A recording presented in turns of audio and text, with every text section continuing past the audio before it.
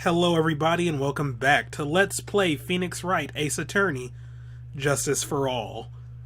Last time, we learned quite a bit about Matt and his history with Celeste impacts and just how that led into the thing with Juan and yeah.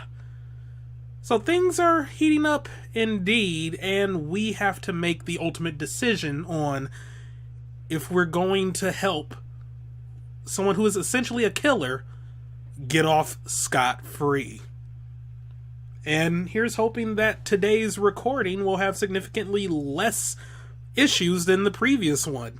I have a new external hard drive now, and yeah, so far everything seems to be fine. But alright, let's go.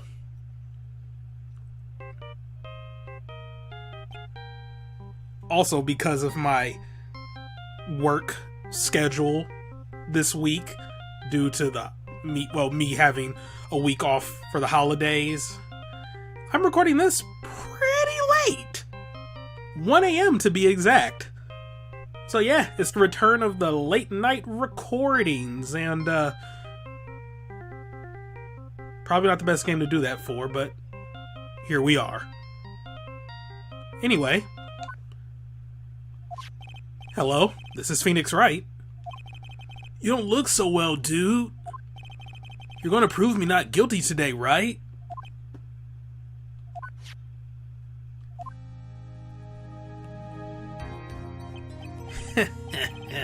If you please, Mr. Lawyer. Remember, it's not just me. Your precious friend's life is riding on today's verdict, too. Where'd you get that wine from, dog? Now listen up, you better get on guard a guilty sentence, okay? If you get that creepy slime bag and not guilty, I'll never forgive you, ever. So wait, technically speaking, by me screwing up continuously in the previous parts, shouldn't I have gotten a special ending then? Nah, whatever, I won't hold it against them. Maya! Phoenix! Phoenix! Mia? Maya! How's Maya? I don't know. You don't know? She hasn't tried to channel me since yesterday. Mia, what am I supposed to do?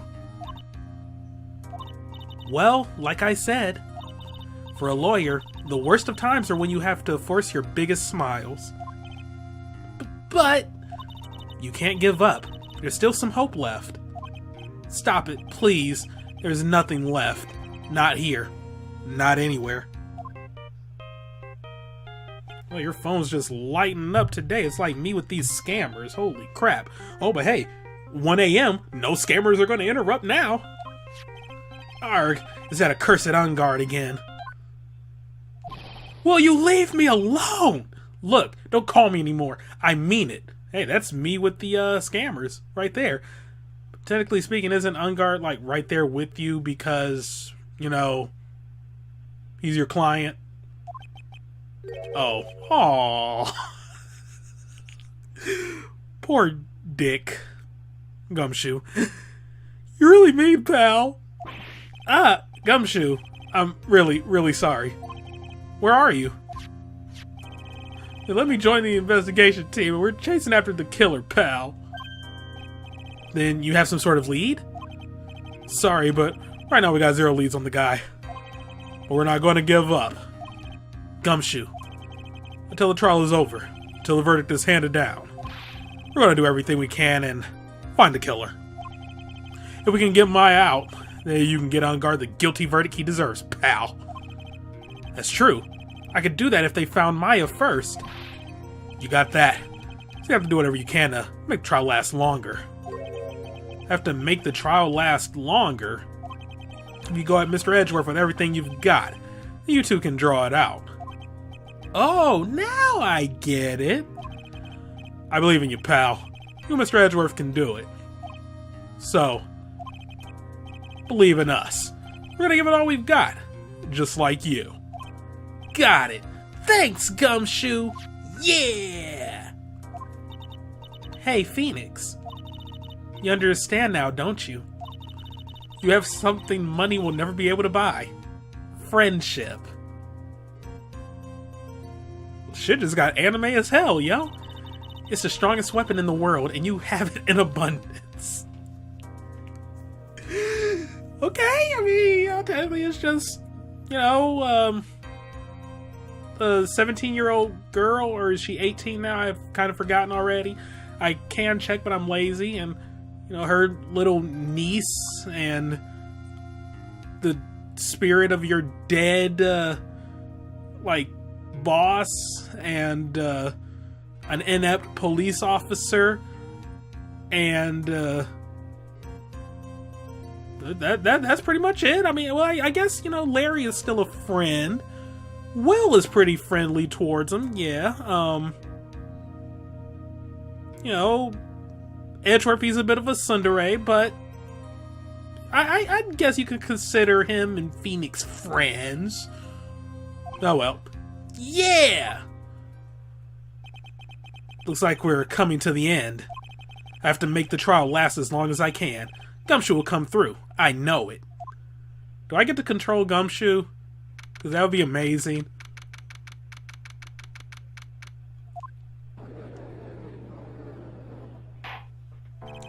And honestly, I'm shocked Edgeworth didn't get shot at. Court is now in session for the trial of Matt Ungard. The defense is ready, Your Honor. The prosecution has been ready for a while, Your Honor. Now, as I recall, we concluded yesterday's session with a big mystery on our hands. The mystery being, what exactly was Miss Adrian Andrews' role in this murder? That is to say, she really connected to the crime itself. Mr. Edgeworth, if you would please inform the court of today's proceedings. Adrian Andrews...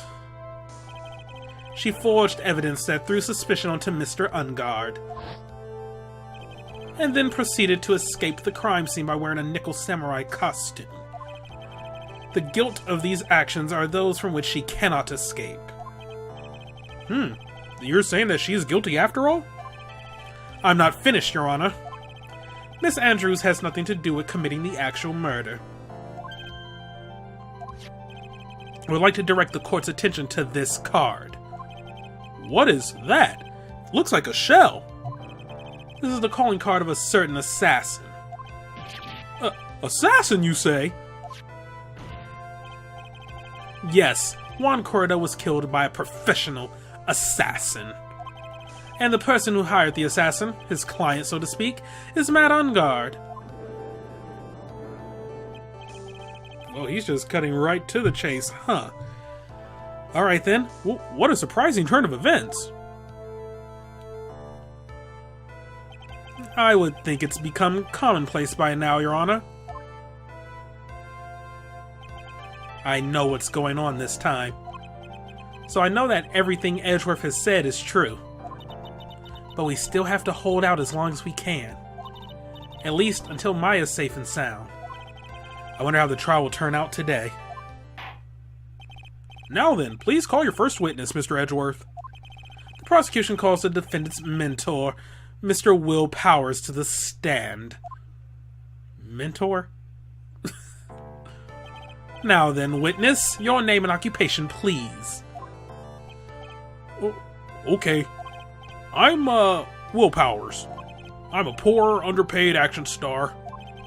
And what is your relation to the defendant? Well, I guess I'm sort of a lousy mentor to him in a way, yeah. Mr. Powers, please, you don't need to put yourself down so much. Oh, sorry. Well, but I'm just kind of a nothing sort of guy. On the night of the murder, you visited the defendant's room. Is this correct? Yes. I didn't know that. But, you know, I didn't actually get to see Matt when I went. All you need to do is answer what you're asked. Now then, I would like you to please testify about when you went to Mr. Ungard's room. Oh, okay, sure. I think I might know why he went. I was picking up on certain things. After the award ceremony, I went by myself to Matt's room. Matt was standing there in front of his room, still in his nickel samurai costume. He was talking with someone. At first I thought it was the bellboy. I watched the two of them for a while, but then I gave up and went back. I had guests with me that night, and I couldn't make them wait for me. Nothing sounds out of place in Mr. Power's testimony. And talking with the bellboy is no big deal. If one assumes that the person Mr. Ungar was speaking with was an ordinary bellboy, well, what are you implying? Well, Mr. Wright, let's have your cross-examination, shall we? Looks like we're in another sticky situation. Huh? A trap. Can't you smell it, Phoenix? But for us to find out more, we're just going to have to charge in head first, right? What, is the trap like I don't want to break his testimony so quickly, or what? Okay, well, let's press on this. Why'd you go alone, dog? The defendant's room? Why'd you go there? Well, I'm his mentor, like a big brother sort of, and I want to say congrats. What's wrong? Why'd you stop? Mr. Wright. What is it? You're going to try to trick me into a corner, aren't you? Huh? I know I'm just a poor, underpaid action star, but I'm not the killer. No one said you were, Mr. Powers. No, please, don't trick me. Every time you do your lawyer thing, the witness suddenly turns into the bad guy. Well, I mean, Gumshoe didn't. Every time? Witness, I'll personally talk to the defense at a later time. So for now, please kindly cooperate and continue with your testimony. Sorry. So, you went to the defendant's room, and then... Hey, wait a minute. When and how did I suddenly turn into the bad guy here? Well, I mean, to be fair, Mo didn't turn to the bad guy, neither did Ben, but alright. Man was standing there and still in his nickel samurai costume. He was talking with someone at first. I thought it was the bellboy. At first? What do you mean by that? Well, he was in a bellboyish uniform and he had a bottle of juice on a tray. Sounds like an ordinary bellboy to me. Yeah, but I didn't think he was a normal bellboy. And why was that? Why did I think that, Mr. Wright? How am I supposed to know? Sorry, but I can't remember right now. Sorry. I guess I'm going to have to wait patiently on this one.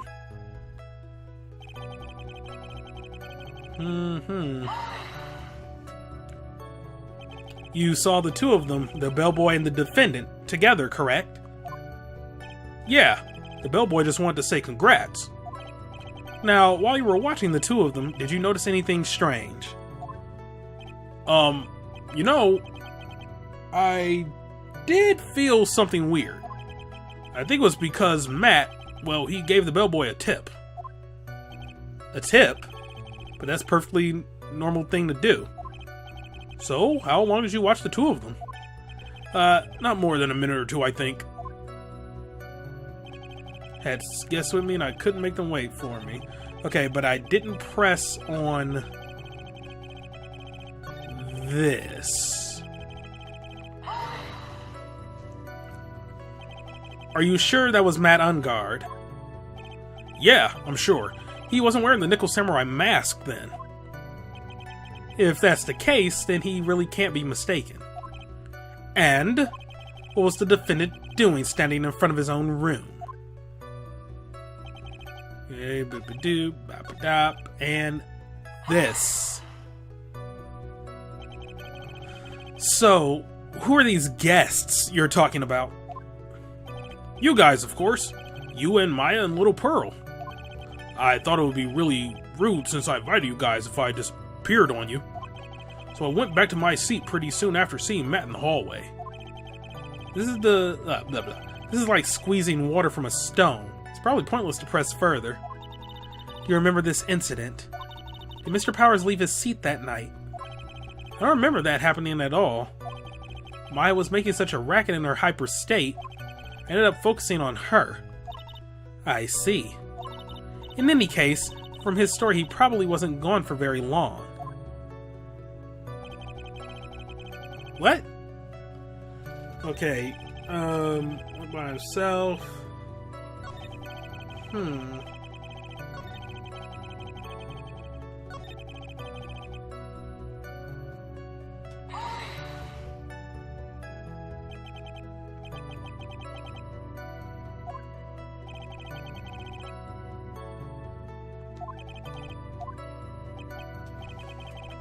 Okay, they're not allowing me to press B through this. Yep, okay, because something was about to change. Hey, wait a second. Actually, Mr. Powers, only a few minutes ago you stated... you know, I did feel something weird. I think it was because Matt, well, he gave the bellboy a tip. Pretty sneaky, sis. Alright. Could it be that you felt something strange about the tip-given incident itself? Ah, yeah, that's it. You never... Oh my god, why can't I read? Oh yeah, because it's 1:25 a.m. You really know your job. Mr. Edgeworth. Yes, Your Honor. This bellboy, he wasn't an ordinary one, was he? How would he know? Perhaps we should let the witness tell us. Very well. Mr. Powers, please amend your testimony. You mean about the bellboy, right? Matt gave the bellboy a tip.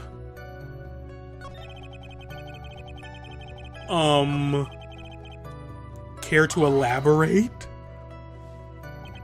So he gave the bellboy a tip. What's so strange about that? Well, you see, Matt's not a poor penny pincher like me. I was trying to figure out how much it was because the tip really shocked me. How much it was? But that's when something even more surprising happened. The bellboy was putting the tip he got in his pocket. And that's when I got my first good look at the guy's face. I was really shocked. I'm afraid I don't follow at all. Sounds like Mr. Powers was surprised twice by this event. I wonder which of his shocking moments I should ask about. Both, TBH, but let's go with the tip first. You know, just a tip, just a tip. The defendant is a huge star. He can afford to give generous tips, wouldn't you agree? Sure. But giving him that much was maybe a little too much, I think. A little too much? Would you please clarify for the court? About how much would you say the defendant gave to the bellboy? Honestly, I don't know. I can't even begin to guess. And why is that? Because he gave the bellboy a really fat roll of cash. A roll of cash? Ah, well, how interesting. It certainly was a very generous tip, wasn't it? A very fat roll of cash that can hardly be called a tip, Your Honor. The judge is beginning to look awfully suspicious of us.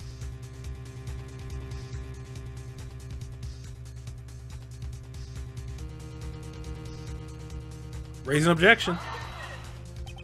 The defendant is a superstar. That kind of tip is typical fare for people like him. Are you saying that all superstars are super spenders? If I could receive large rolls of cash by simply bringing people things on trays, then why on earth would I stand around here prosecuting? He's got a point. I don't even get paid, let alone rolls of cash for all of my hard work. So supposing that roll of cash was not a tip, then what was it? Payment, Your Honor. Payment? Isn't it obvious? Then... Oh, wait, I think I skipped Edgeworth text. I'm sorry. Then the bellboy the witness saw... Yes, he was the assassin. Well, hold your horses now. Mr. Edgeworth, you don't have any proof of this, do you? Have I ever been unprepared to support my claims, Your Honor? I have here the card Shelly the Killer left at the scene of the crime. Shelly the Killer? He is the person the police oh my god. Blah, blah. He is the person the police's special investigations team has been chasing for ages. I am certain that the person the witness saw was the very assassin Shelly the Killer. Really? What's wrong, Mr. Powers? No, nothing. Something just clicked in my head and I think I just figured something out. Oh? Actually, I saw that bellboy again later on that night. What? Mr. Powers, please testify. Tell us what you saw. Yes, sir. Right away. Well, you're just gonna bring up how he gave us, or gave you the transceiver to give to Nick. This time I was in that hallway because I had to go to the bathroom. And that's when that bellboy I saw earlier came out of the room. Of course, when I say room, I mean Juan Corda's room. Now that I think about it, that bellboy did seem kind of out of place. Yeah, so he had to be an assassin, I'm sure of it. I mean...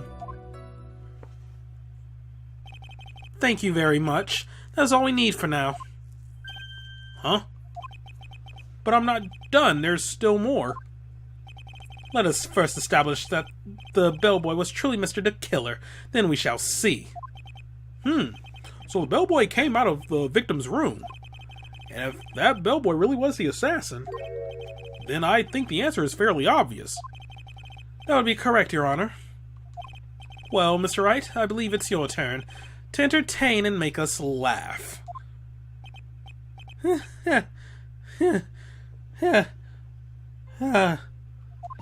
This is no laughing matter. Alrighty.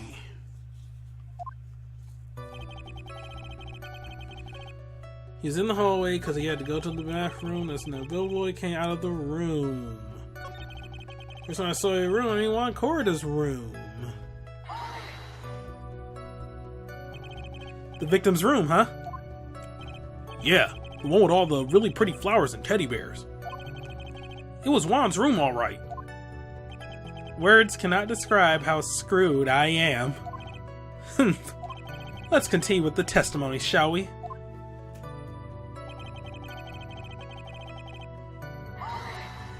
I mean, to be fair, you seem out of place. Everybody in this game seems out of place. Come on now. So what exactly was so out of place about him? Right. Why the insipid grin? Maybe because I have no idea what damaging thing he's going to say next? Well, the bellboy was empty-handed. Empty-handed? That bellboy was one of those room service people, right? But he wasn't pushing a cart and he wasn't holding a tray either. You'd call that a little strange too, wouldn't you? I agree that it is a bit strange, Mr. Powers. But is it really that unusual for a bellboy to be empty-handed? What should I do? Should I let Mr. Powers testify slide or try to pull a fast one? We gotta buy time. There's nothing strange or unusual about an empty-handed bellboy. But there really is. There really isn't. If you two are done being school children, bellboys are far from room service. There's no reason for them to be empty-handed ever.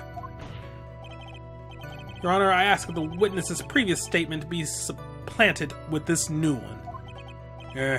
Edgeworth, are you going to do whatever you can to make the bellboy look suspicious?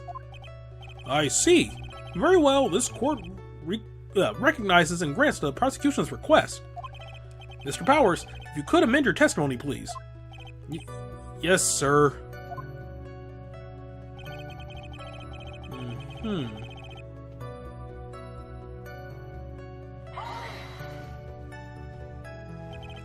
So you're saying that it's suspicious for him to be empty-handed? Yeah, really suspicious. I mean, when I first saw that bellboy,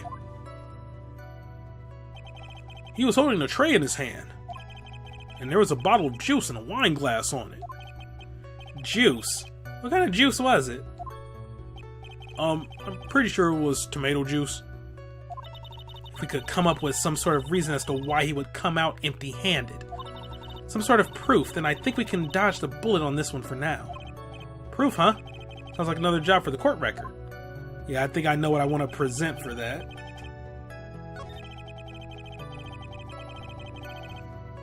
Okay, then. But I need to find the right picture. No.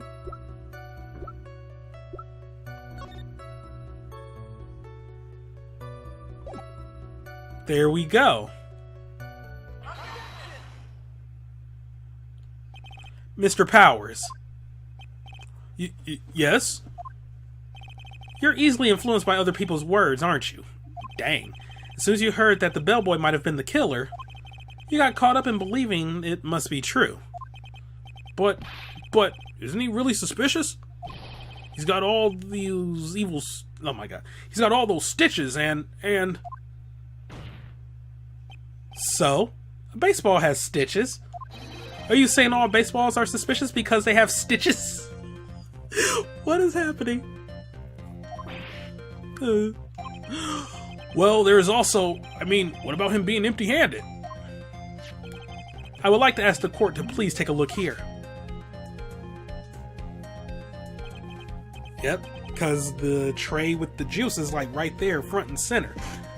Sorry, just getting a little more comfortable here. Like I said, this is like pretty late, so yeah.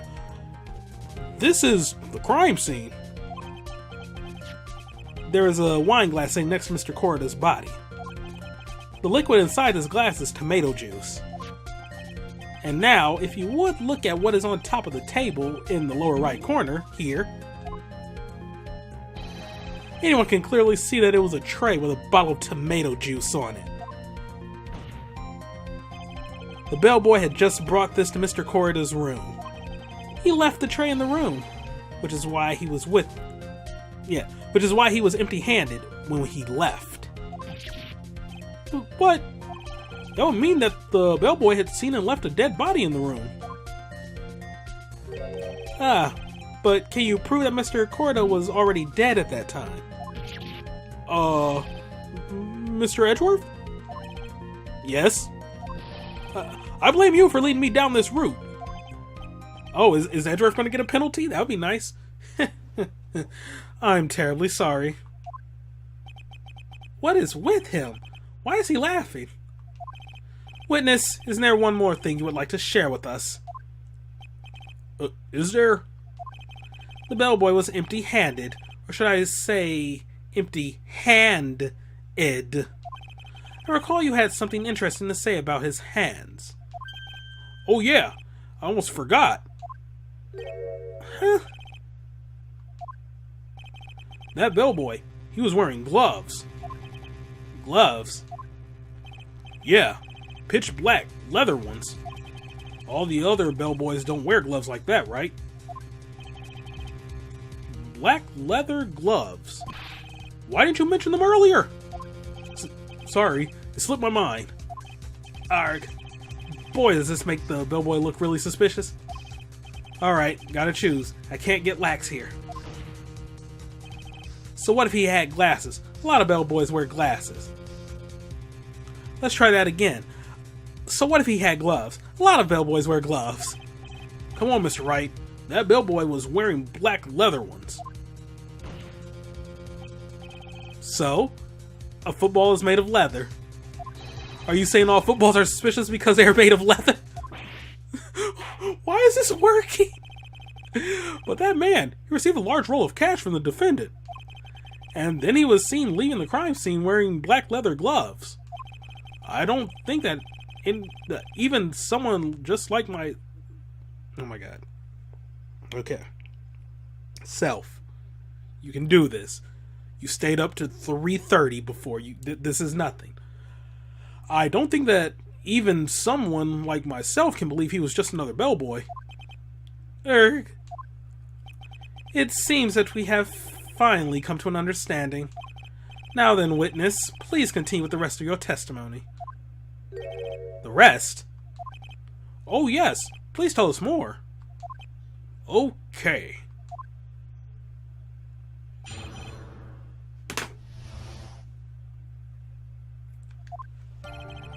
After leaving Juan's room, the bellboy went and knocked on Matt's door just like that. He gave something to the person inside the room. Then the old guy just left without even going into the room. After that, I went to the bathroom and then back to my seat. So the bellboy, after leaving the crime scene, next went to the defendant's room? Yes, I kind of saw that by accident. Some accident. I'd say you saw too much. And all of it was suspicious to high heaven. I think it's safe no one... Wait. Okay.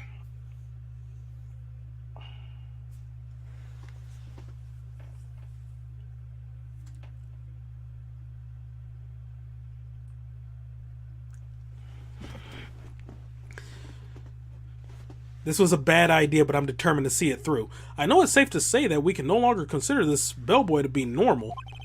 Now then, let's get started, shall we? Mr. Wright, your cross-examination, please. Yes, Your Honor. Alright, second meeting. Leaving Juan's room.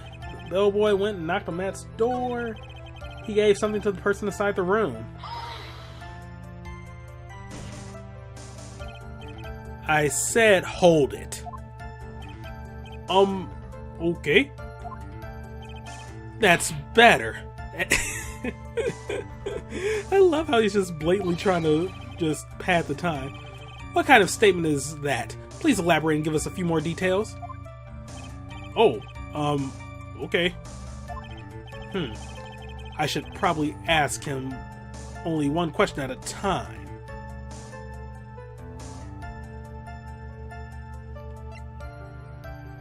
Let's go about this something? He gave something to this person? Yeah. And what was this something? If I remembered what it was, I wouldn't be calling it a something, would I? But this implies that something was removed from the scene of the crime. Are you still sure you really can't remember, Mr. Powers? I think it was something kind of small. This is oh my god. This is an incredibly crucial piece of information. Please, try to remember what it was. I'll try. In the meantime, let's talk of another point. Namely, what the bellboy did next. Where did I get remedy from? What the frick? Oh, so after he gave the person inside the room the thing... And that's when he just went to the bathroom.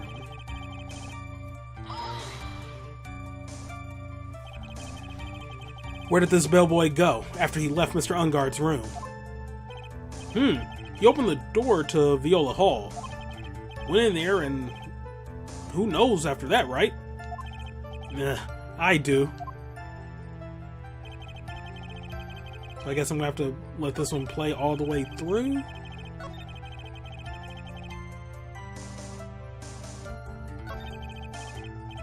I guess so.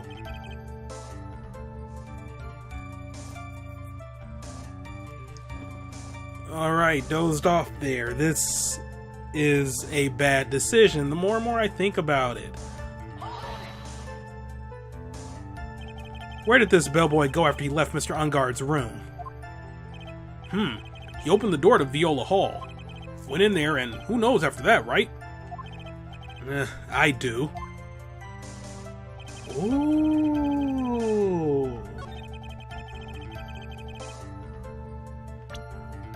Yeah, because...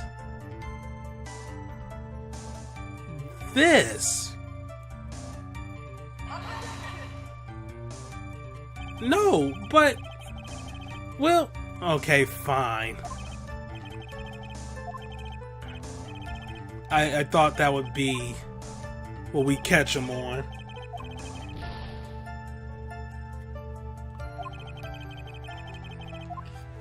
Alright then.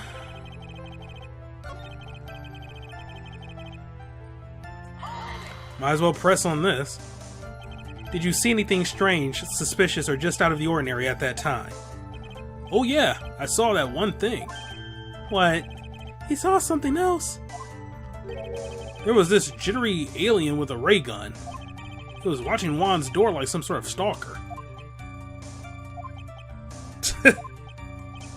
I think we can forget about the alien. Well, Mr. Power's testimony just now was just as vague as his first. It's a little troublesome, isn't it? But I'm sure if you press him enough, everything will become clearer. Although, that just makes it harder on us, doesn't it? Talk about a lose-lose situation. Alright, what did I not press on? Went and knocked on Matt's door just like that. Is that what you saw while you were busy spying? Excuse me? I may be a poor, underpaid action star, but even I wouldn't stoop to spying. Well, I think the point is, where did you watch all this from, Mr. Powers? Oh, from the door of the bathroom with my left eye and a sort of sneaky spy-like. I knew he was spying. Please, does it really matter if he was doing it over or underhandedly? What did the bellboy do next? It's all I care to know. Gave some to the person inside the room. The old guy just left without going into the room. After that, I went to the bathroom and then back to my seat.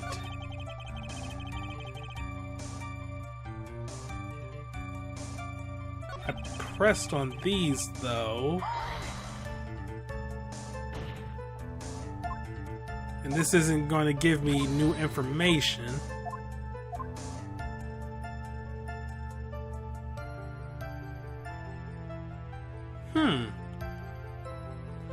Maybe both will change his testimony up some way? So, who took this something the bellboy handed off? Actually, I don't know. What do you mean? I'm sorry, but I only saw the person's arm. Only an arm? Then you're saying you didn't see the person's face? Yeah. I would like to summarize the testimony up to this point, if you don't mind. When the bellboy left the crime scene, he immediately went to the defendant's room. There, he handed a small item of some sort to the person inside. As for the person who received the item, all you could see was this person's arm. Yes, it was just like that. Mr. Edgeworth, is all this really that important? Of course, Your Honor. I think this is of the utmost importance. This is when whatever was removed from the crime scene was handed over to the client. Mr. Powers, please try to remember what it was the bellboy handed off. Well, let's see. I think it was... No. If you remember, please add it to your testimony. Yes, sir. If I saw it again, I could say for sure, but I think it was some sort of wooden statue. A statue? Yeah, it kind of looked like one, I guess. If I saw the actual thing again, I'd probably remember, you know. Looks like for this trial to proceed, I'm going to have to come up with whatever this statue thing is and show it to him. You're going to have to trust your instinct on this one and take a chance, Phoenix. Oh, Mr. Powers, let's continue with your testimony. What did the bellboy do after that? Okay. Some sort of wooden statue.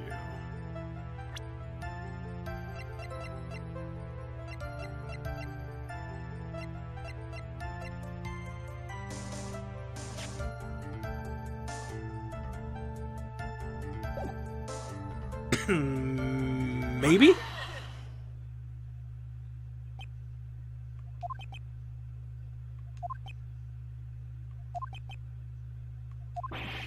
What was the point of that pregnant pause?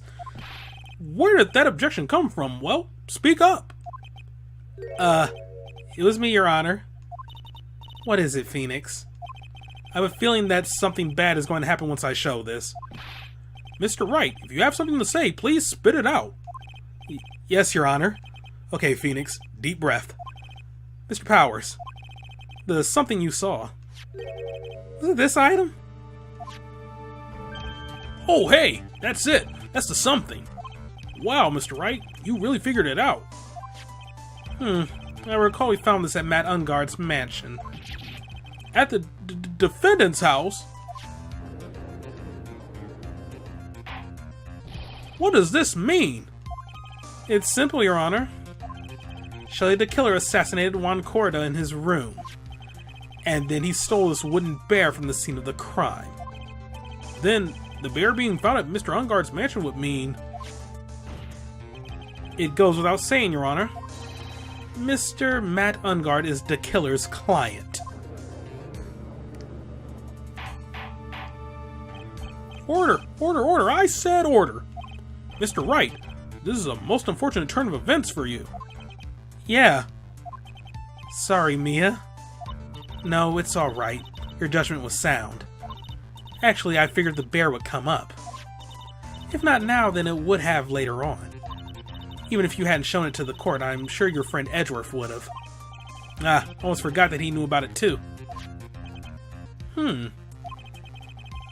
Yes, Logitech options, I know you need to be upgraded. Anyway, I think it is clear that there is no need for us to continue this trial.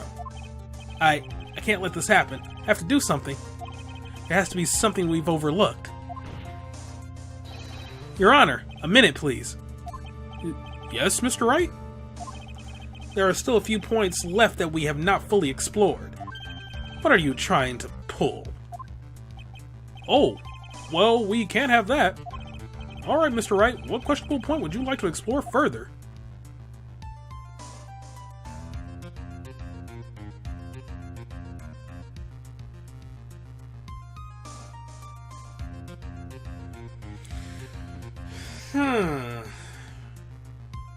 I don't think this really matters, because at the end of the day, it ended up in Matt's room at his house.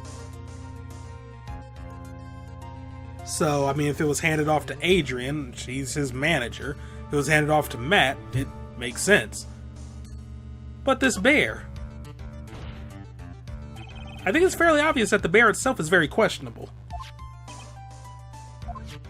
The bear, Mr. Wright? This was found at Mr. Ungard's mansion. However, Mr. Ungard was arrested at the hotel that night. Oh, good point. Good point. Which means that since the murder occurred, he has not had a chance to go home. Oh. I think Your Honor has already figured out what I'm trying to say.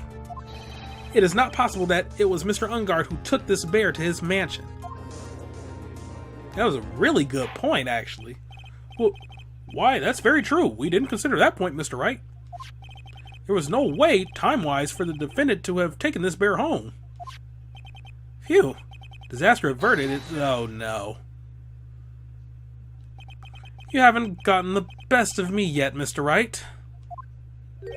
Huh? I remember it clear as day. I remember what you muttered to yourself at Ungard's mansion. We have this area completely surrounded. There is no way for him to escape.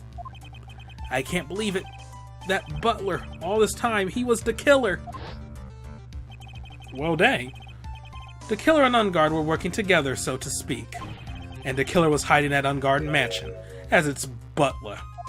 Well, what a bold move. The bear figurine was brought back to Ungard Mansion by the killer himself. When it looked like he was about to be arrested, Ungard had him do so. I assume because it would have been bad had the police found it during their investigation.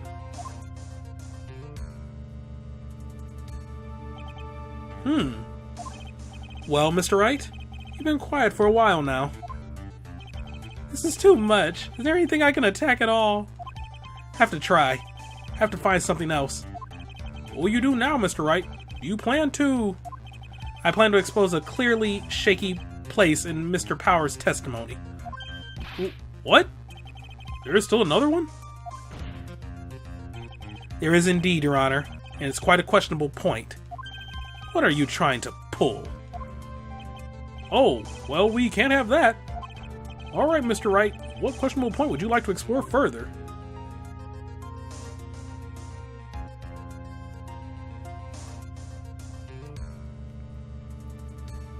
Alright, then the person who received the bear. Because we also know that Adrian was wearing the costume.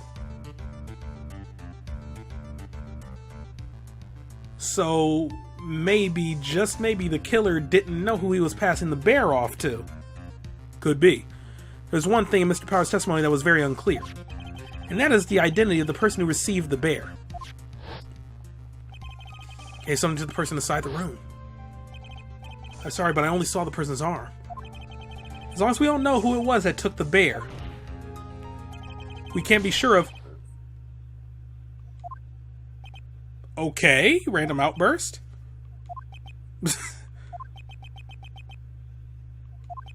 Well, what is it, Mr. Powers?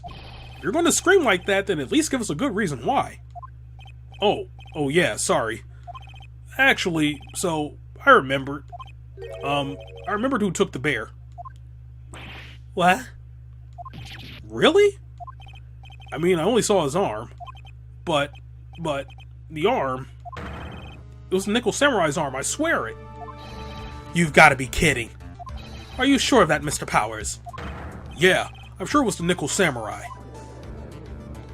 But like I said, Adrian was also wearing the costume. Oh, but wait. No, dang, my logic doesn't make sense. Because then she went there after the deed was done, so he just committed the deed, then went straight across the hallway to hand off the bear, then left. Okay, dang. Thought I had something there. Looks like you've dug your own grave. Yet again. How many times is that today? I've lost count. So the person who took in this little bear was the Nickel Samurai. And as we all know, Matt Ungard is the Nickel Samurai. Thanks to the defense, we've made that all the clearer. I think we've heard enough. We now know why this bear figurine was at the defendant's mansion, as well as who it was that received the bear from the assassin in his room. Everything has become very clear. The client who hired the assassin to commit the murder was Mr. Matt Ungard. I see no reason for this trial to continue, therefore I will now hand down my verdict. Thank you, Your Honor, for your understanding. You see, Mr. Wright, you could not win against the truth, could you? I knew it would turn out this way. After all, what Edgeworth has stated is the truth. Any last objections, Mr. Wright? Well, do I? What should I do?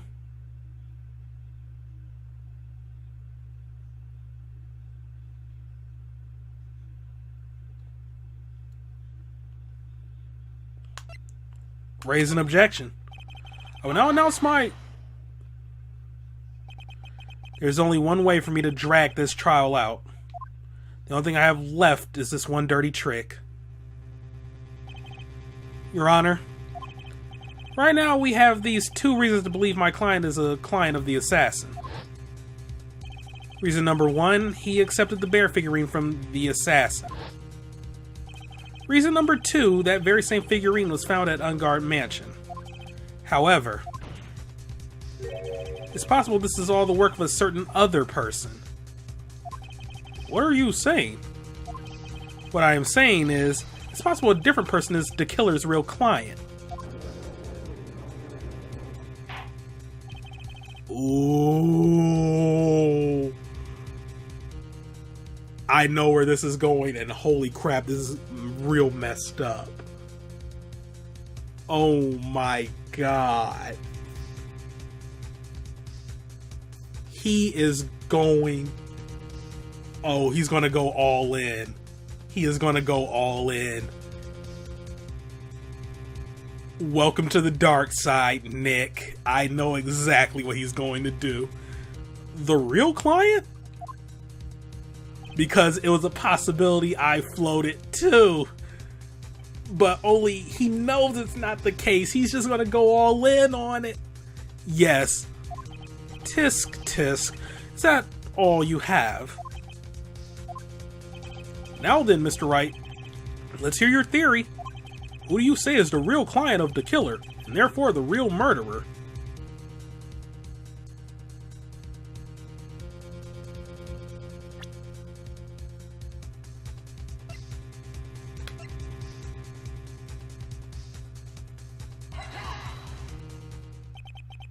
Adrian Andrews?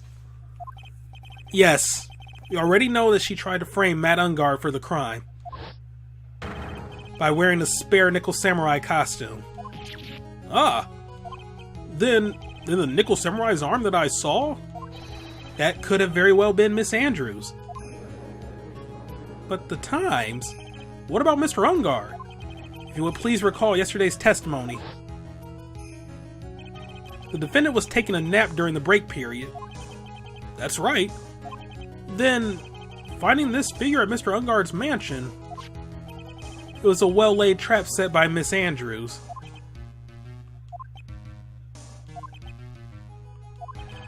Mr. Edgeworth, what is your opinion on this? I can't even begin to count the flaws in the defense's logic. Besides which, there is no evidence to support it. However, I can't fully discount its possibility either. What is with this trial? Come on, anyone can tell Ungard did it. I can't believe the defense would go this far to pin the guilt onto someone else. Yeah, unbelievable. It's not something pretty, it's murder of all things. This is to save Maya. This is to save Maya. Even if the whole world turns against me, this is one fight I can't give up on. Dang, she knows too. Order! Order! Order! All disruptive parties will be forced to leave this courtroom. Your Honor, for the benefit of the defense, I'm willing to play along with his what-if game. His what-if game, Mr. Edgeworth? The prosecution is prepared to challenge the defense's theory. Mr. Wright, even you must have thought it strange and wondered. Why would the criminal want this little wooden bear? He's right. The killer did specially bring that bear to Ungard right away. Why do you ask? Is there something special about it? Absolutely. And I'm sure that once the court knows its significance, the true killer's identity will become crystal clear. Your Honor, the prosecution calls upon a witness who will clear all doubts against Miss Andrews. And who would that be? It's quite simple, Your Honor. Miss Adrian Andrews herself. I see. Well then, the court will take a short 10-minute recess. The prosecution will prepare its witness in that time. Yes, Your Honor. Because I believe I know how this is going to go. They're going to be like, oh, but then does she even have a motive? And then we bring up her past and... ooh, it's going to get ugly. Oh, I knew it was a good idea to hold her hostage, don't you agree, Mr. Lawyer? But I never thought in your desperation you'd try to pin the guilt on Adrian. I swear this demon will pay. Mr. Nick! Pearls? Where's Mia? I don't know. A really strong power suddenly called her away. A really strong power?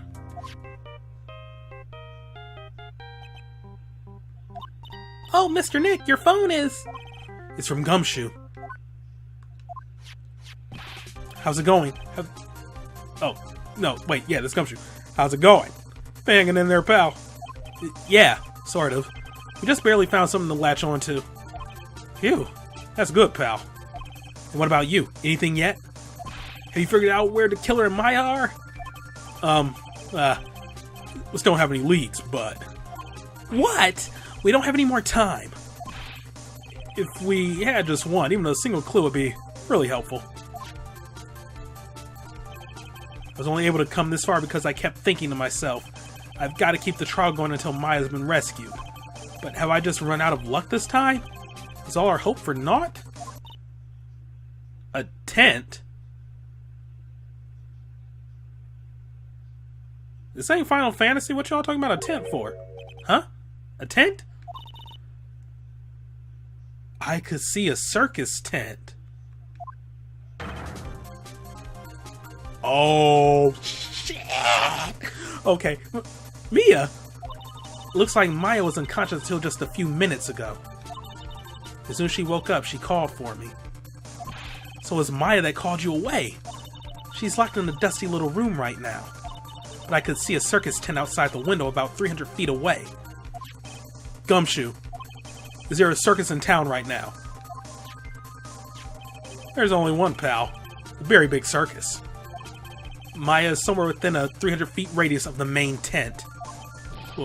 What? Okay, hold on a sec, pal. Hey, draw a circle on that map. 300 feet radius from the main tent. Hurry. And? I could see a mailbox under the window. Gumshoe! There's also a mailbox. Okay. What else? What else, Mia? I'm sorry, but it was a very small window. I couldn't see anything else. It felt like I was in an old office building, maybe the 3rd floor or so. I heard her. An old office building. Good stuff, pal. Okay, so hang in there. Just a little longer, pal. Wish us luck. Good luck. I'll call you later, so don't let your battery die. Okay, pal? Mia, Maya's not hurt, right? She's in a pretty bad state, Phoenix. She's being starved. Gumshoe, please hurry. Looks like we're out of time. Are you alright, Phoenix? It's only a matter of time before Maya's rescued. I can do this! Just have to make this trial last a little longer. Ooh, we're going right back into it, huh? Alright.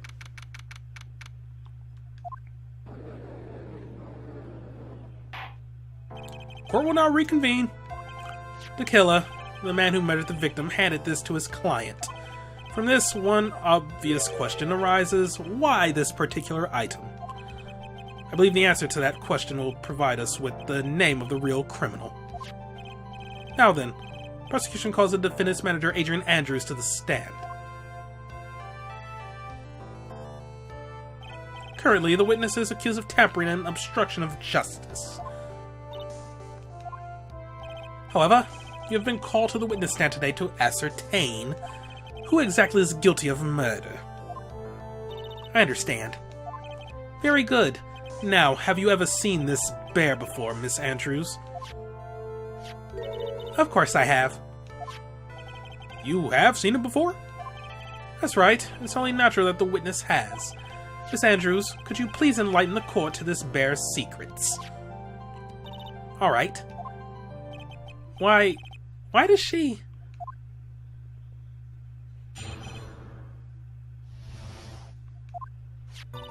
Actually, this is an elaborate puzzle. If you know the correct order, it can be taken apart one piece at a time.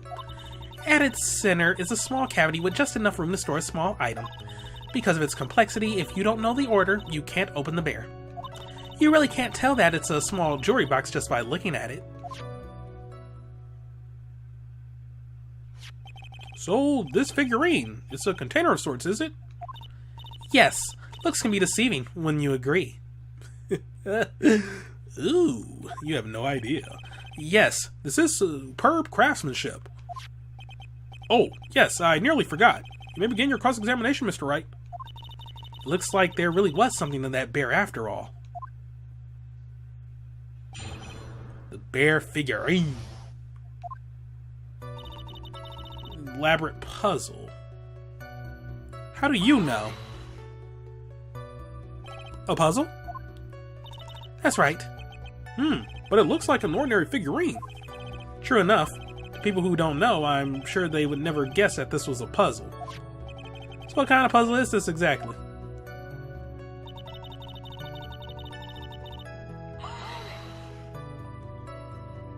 So you can take it apart? And how would one go about doing that? Well, you first turn its tail to the right and then push it in. Oh, yes. I see. After that, the arms and legs are free to move and can be removed. Oh, this is most interesting. A boy and his new toy. It's like he's 5 all over again. Oh! Don't mind me. Go ahead and carry on. I think he's lost it. So what you find after you take the puzzle apart. I love the judge. He's awesome. And how do you know about this? I know because I was the one who bought it. Huh? It was a souvenir from when a friend and I went to Switzerland. Then this was a present from you? That's right. It was a puzzle in the shape of a bear, so I thought it would be perfect for Juan. So it was a present from Miss Andrews. Witness, let's continue with your testimony. Because of the complexity, if you don't know the order, you can't open the bear. So who exactly knew how to solve this puzzle? Only the two of us, Juan and myself. It's a souvenir from Switzerland, so I doubt there are that many people with this same bear in this country. But this looks like it could be easily broken, especially if someone wanted to get what was inside. Well, it's a toy, but it can never be the same again once it's been broken. You can't tell it's a small jewelry box just by looking at it. Who else knows that this bear is actually a small container or jewelry box? I never told anyone. And as long as Juan never told anyone either, then only the two of us knew. The two of you, huh? And of course that means Mr. Ungard didn't know, right? I think this is about all I'm going to get for now. Figurine updated in the court record. Well, Mr. Wright, excuse me, only Corda and Andrews knew how to open it. Alright. I think even you have come to realize there is one very important fact we have uncovered, and that is this. This bear is actually a jewelry box. Now that we have agreed to this point, there's only one logical question that can come next, and that is this. What is inside this box? What's inside? That's right. That's what we are going to find out next, witness.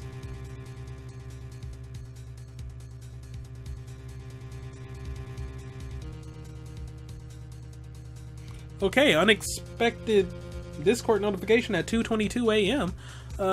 Yeah. Yes? You're the only one who can open this. Please. I mean, Judge looked like he was getting the job done, but alright. There's a painful silence hanging over the courtroom. All eyes are on Miss Andrews now as she solves the puzzle and takes the bear apart. All eyes on she, living life as a manager till the day I die. All eyes on she, living life as a boss player till the day she die. Okay. And that was your Tupac reference of the day. I've opened it. It wasn't a good one, but I did my best. Is this what you wanted? Well, what is that? It looks like a note. Oh my freaking Lord Jesus, what? Is that Celeste's suicide note? I don't think we need to guess at what that is, do we, Mr. Wright? It's the suicide note. The suicide note? The suicide note left by Juan Corda's former manager, Celeste Impacts. Until now, no one knew of its whereabouts, but just as we suspected, it was hidden. Hidden by the victim, Juan Corda himself. It seems Celeste Impacts had very beautiful handwriting, and she just as beautifully signed her own name on this document. This is most definitely the note she left right before she committed suicide. Oh, order! Witness, did you know about this? Yes, I did. I heard all about it from Juan. When I discovered his body, I looked for the bear. I wanted to destroy the note before it became public.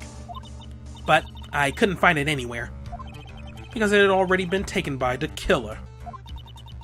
Everything is going at Mr. Edgeworth's pace. So now that the suicide note has been found, what's the next logical question? What is written on the note? That's right. At least, that's what I would think. Now then, I believe it is only appropriate the contents of this note be made known. I can't stop you, can I? I went through so much just to get my hands on it. And I was going to burn it, for her sake. I'm deeply sorry, but I can't allow you to persuade me to stop. Your Honor, if you could, please read the contents of this note aloud. Very well. The judge's voice rang loud and clear through the dead silent courtroom. In her note, Celeste Impacts left us to a... Yeah, okay, that is... I am reading that correctly. That left us to a record of all that had happened to her. No, yeah, that's correct. Wouldn't that need another comma? No, I guess not. Okay. Yeah, I mean... Alright, that is proper grammar. It's just the structure just looks weird to me. Why am I analyzing this? About being used and then thrown away by Ungard. About being engaged to Corrida and Ungard's role in destroying that. And about how she decided in her despair to end it all.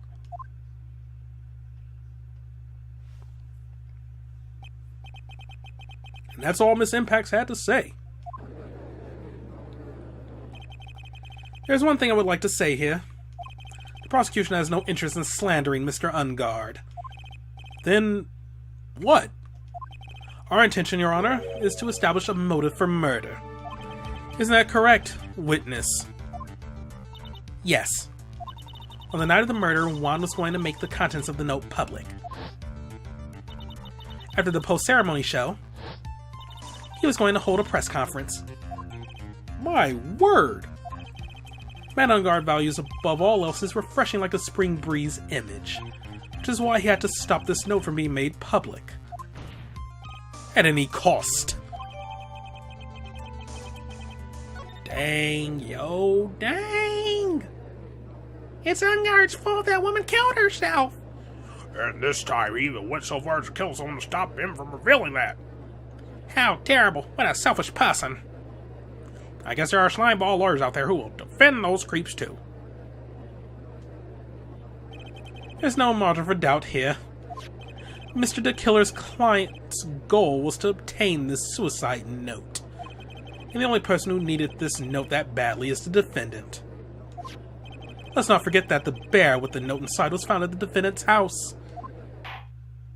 It seems that we have come to the truth at last. Wait a minute, I need to read that.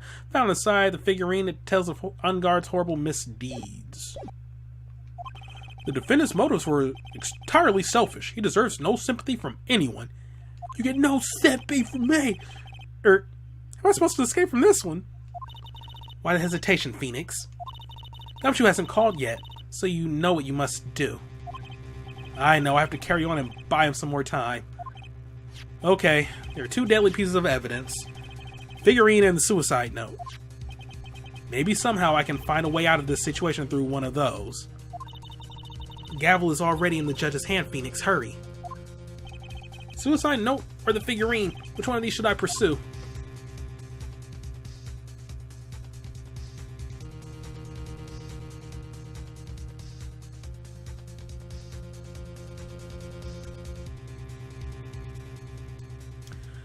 Let's go with the suicide note. Because I believe we can swing this to be a motive for Adrian. Please wait, Your Honor. Oh man, look at that lawyer. He's still going at it? It's like he doesn't care that he's trying to get a killer off the hook. I think Your Honor believes that Matt Ungard killed in order to obtain this note. Yes, that is correct. But that seems a little strange. In fact, I think there is a contradiction here. This note was hidden by Mr. Corrida until the night of the murder. If that is the case, I say that Matt Ungard could not have known what was written on this note. That is a fair point. Oh, I didn't think of it that way. Especially if it was in a puzzle that only Adrian and... what's his name? Juan could open. Yeah, he really wouldn't know. Exactly, but I did think of it that way, and I thought it was rather strange. No one in their right mind would kill for a note without first knowing what it said, or of even knowing of its existence. Order, order, order! You make a valid point, Mr. Wright. Mr. Edgeworth, what is your opinion?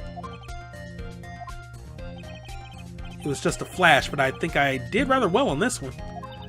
Unfortunately, I think he believes differently. I believe a show of appreciation is in order. Huh? The defense seems to be in love with wishing more despair upon himself. I would like to direct the court's attention to this. What is that? It's a very small video camera, Your Honor.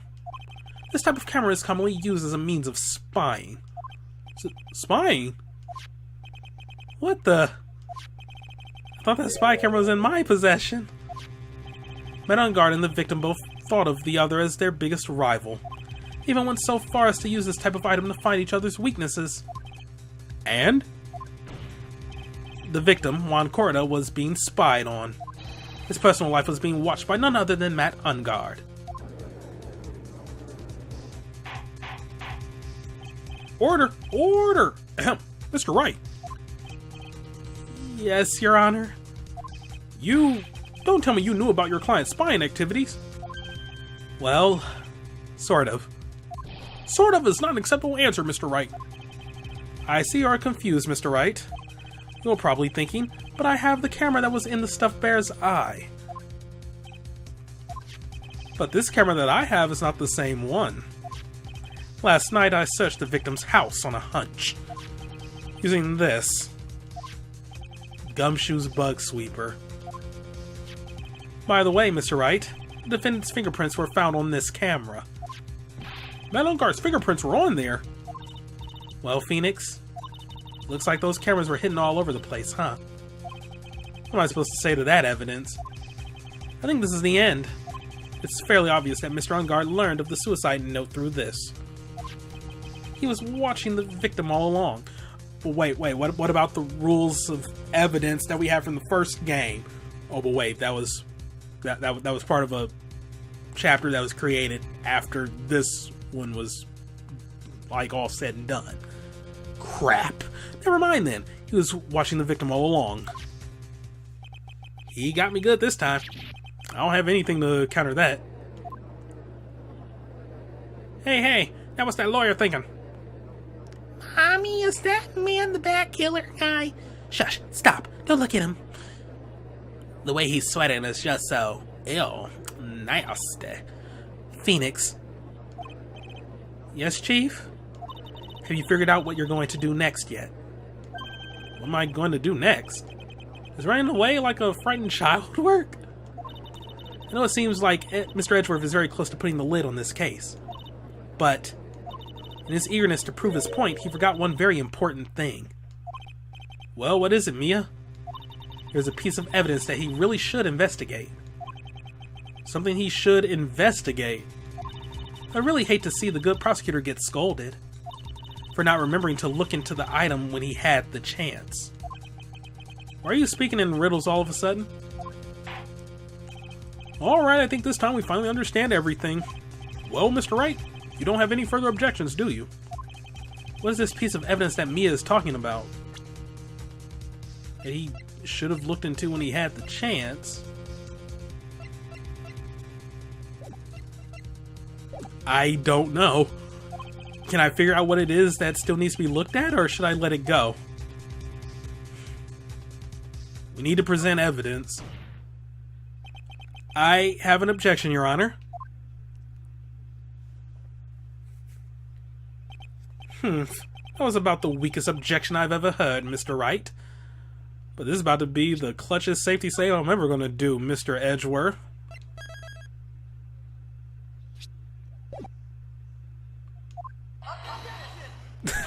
There we go.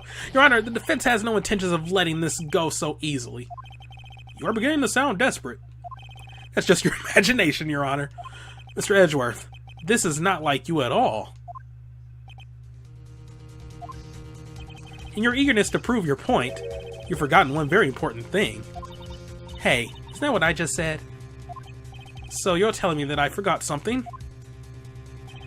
You're so close, Mr. Edgeworth. But there's something you really should examine about this piece of evidence. What? Is it the fact that this was recording a period of time? I'm stabbed in the dark, or shot in the dark. Well, Mr. Edgeworth? Yes, I do believe some special examination is needed, but I think the item that should be examined is the defense's gray matter. Whoops. Crap. I thought, nah, man. Alright. No. Please, no. At least use your brain to make up something intelligible. Maybe the transmitter, because it changes the footage taken by the spy camera to radio waves and transmits the data. We haven't seen any footage recorded off of anything. I was going to try and make a reference to this very stupid video that is a song about the electromagnetic spectrum, but I kind of am not feeling that right now, so please.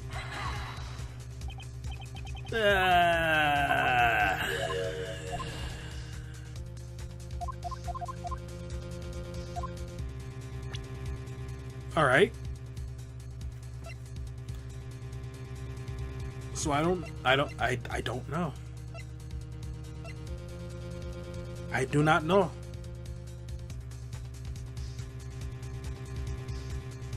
The stuffed bear?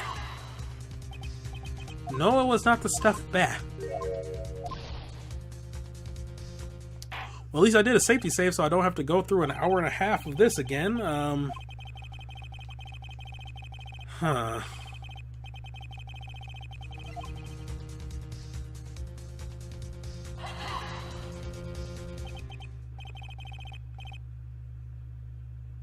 Oh my god, is this another case of right logic, wrong piece of evidence I presented, and now I'm on like one sliver of hell for the rest of this? That is Miss Impact's suicide note, right? Who knows? I mean, sure, this suicide note was found inside this bear, but this bear was in my possession until a few moments ago. Which means the handwriting on this suicide note has yet to be analyzed. Oh. So, as to whether this pivotal piece of evidence was really written by Miss Impacts or not, has yet to be even remotely confirmed. Mr. Wright, you can't seriously be suggesting... Mr. Wright, are you saying the suicide note is a fake? Miss Andrews, you're the one who tried to pin this murder on Mr. Ungard. Who's to say you didn't create a fake suicide note and put it into this bear? How dare you? Your Honor, the defense is indiscriminately accusing the witness again. There's no evidence linking the witness to the suicide note whatsoever. But if this is a fake, then the witness is the only person who could have made it. What? Recall the witness's testimony concerning this figurine. The only person other than the victim who could solve the puzzle is the witness herself. That reaction, though. Okay, Miss Andrews, you wrote this note, didn't you? But let me guess.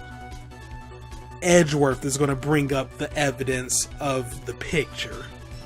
It's like he's playing the game against us. Yeah, it's like the roles are reversed. I'm Edgeworth from the first game, and he's Phoenix from the first game, and he's presenting evidence to counter my claims and stuff. You wrote this note, didn't you? You wrote it so you could use it to frame Matt Ungard. I didn't know such thing. Right. If you're going to pronounce this suicide note a fake, then show this court some evidence to support your theory. Mr. Edgeworth, you're the one who presented this scrap of paper as evidence. That means the burden of proof lies with you, the prosecution. Got him! Got him! Got him, and that's enough. Mr. Edgeworth, can you confirm the handwriting on this suicide note? It is as the defense stated, the handwriting is yet to be analyzed.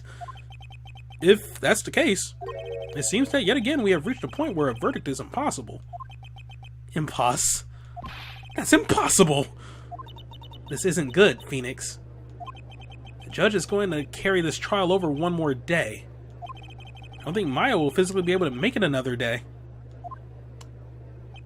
I didn't want to have to do this, but I don't have a choice. I request that both the prosecution and defense further investigate. Handwriting analysis, my butt. That's just a lawyer trying to buy more time. Vanguard is guilty. Look, any idiot can tell you that. I think we've reached the end of the line. Guilty. Guilty. Guilty. Guilty. Guilty. Guilty. Guilty. Guilty. Guilty. Rabble, rabble, rabble, rabble, rabble, rabble, rabble, rabble, rabble.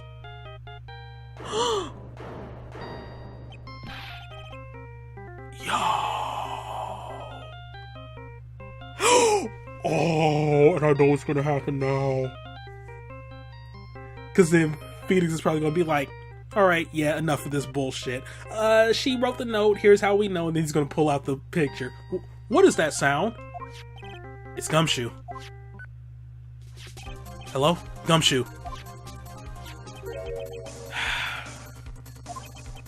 What is with him? And what's with that sigh? Where's Maya? What happened to the killer? He got away. What? I'm sorry, pal. I really am. I don't know what to say besides, I'm sorry. Sure was some way to make it up to you, I really do. Anyway, what's going on?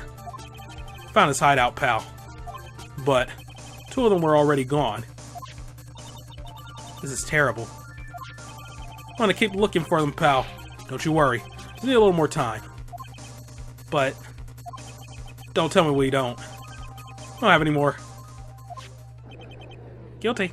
Guilty. Guilty. Guilty. Guilty. Guilty. Guilty. Guilty. Guilty.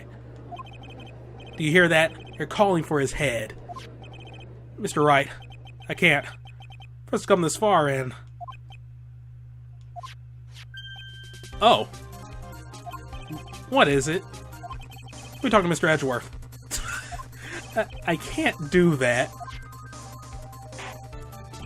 Mr. Wright, would you please get a hold of yourself? Yes, Your Honor. I'm about to end today's proceedings. You may take your phone calls after. Hold on, Your Honor. Edgeworth, catch!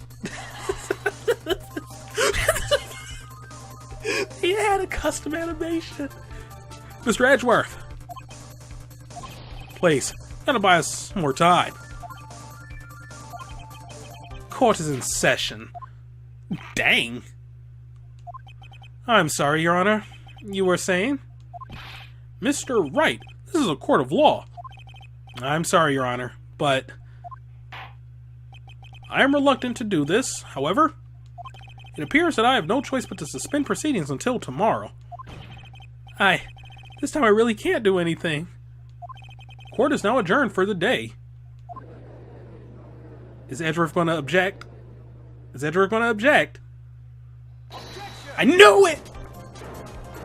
He's going to pull out the picture! I know it! Please wait, Your Honor. Edgeworth? What is it, Mr. Edgeworth? I humbly request another 30 minutes of Your Honor's time. For what purpose? We can perform the necessary tests on this piece of evidence in that time. But can you really obtain your results in 30 minutes? I believe we can, Your Honor. But wouldn't it be better if we adjourn for today and then reconvene tomorrow? 30 minutes. Please, Your Honor. That's all I am asking for. Please, Your Honor. Very well. At the prosecution's request, this court will now take a 30-minute recess. But be advised that I will not allow another recess today. I'm not sure if this is helping or hurting us. The court will now take its final recess of the day. Part of me kind of wants to restart so I can refill my health. At the same time, that wasn't a case of proper logic, wrong evidence. I did have the wrong logic there. But ultimately, I think the picture is going to be what, like, solves this trial. Right. Well, what's going on with Maya's situation? The killer. Looks like he got away again. 30 minutes? We can't find her in that time.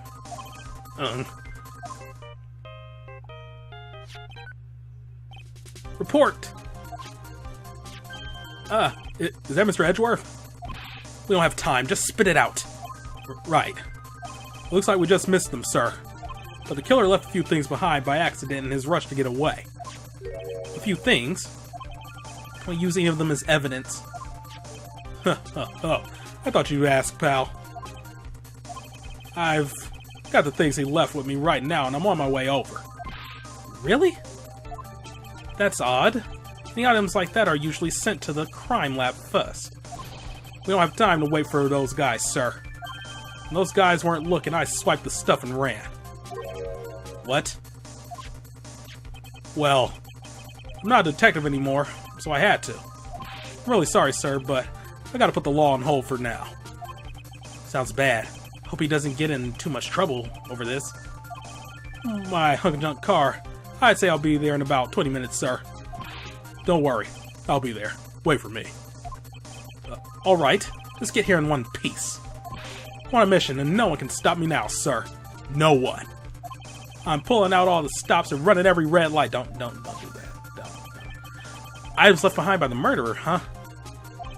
Maybe there's something among them that will be decisive enough to end this.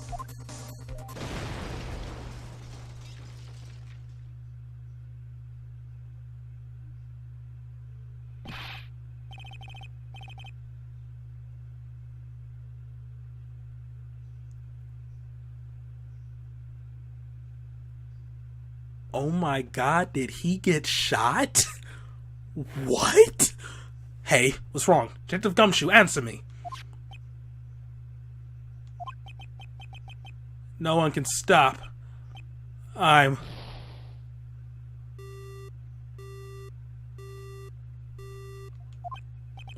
What happened? It sounded like he had an accident. I guess his cell phone broke as well. What was he thinking? You've got to hurry and call for help. Oh, that was Phoenix. You've got to hurry and call for help. Okay, well, at least he wasn't shot. But we have no idea where he is. His cell phone is broken and he wasn't driving a patrol car, so no radio either. Also, if we don't get to those items before they do, the police will take possession of them. No, we can't let that happen. Well, if there is a way we can find out where he is, then we stand a chance. Why? Why did Gumshoe have to get into an accident now? Is there any way to find out exactly where he is at this moment?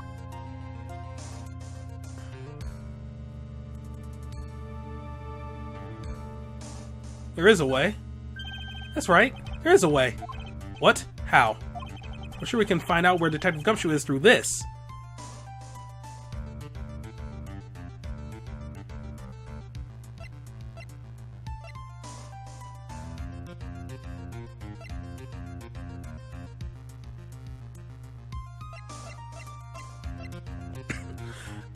I have no idea.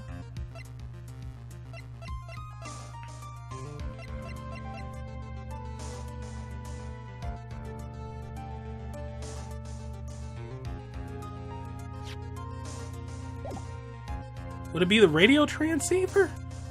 Because of the range it has? I don't think it... I can't think of anything else. Right, we're not in the middle of a mock trial here. Guess this won't work, huh? It's up to me.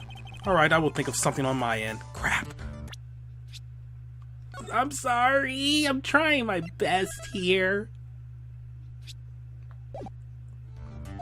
Don't get your hopes up too high, but I'll try my best. Did I say something wrong? Edgeworth, what is it? I don't have any right to judge anyone ever again. I know my client is guilty. But what I'm doing now, I'm pinning the guilt on someone totally innocent and using evidence to do so. It might be my turn to say, defense attorney Phoenix Wright chooses death. Right? It doesn't suit someone like you to cry useless tears. Whether you did your job well or not, that can only be seen after the verdict has been decided. I don't even know why I chose a transceiver, come to think of it. I mean, it's not like he has the other one. That would only help us find the killer. Huh. That's a thought. But what could I have possibly used? The transmitter? He doesn't have the camera in his possession. I legitimately do not know what I could have presented. The verdict has been decided. The verdict? Is Prosecutor Edgeworth here? Yes, bailiff. There's a phone call for you, sir. They said it was extremely urgent. They're probably finished with the handwriting analysis. I have to go take this call. In the meantime, think hard about what it is you must do.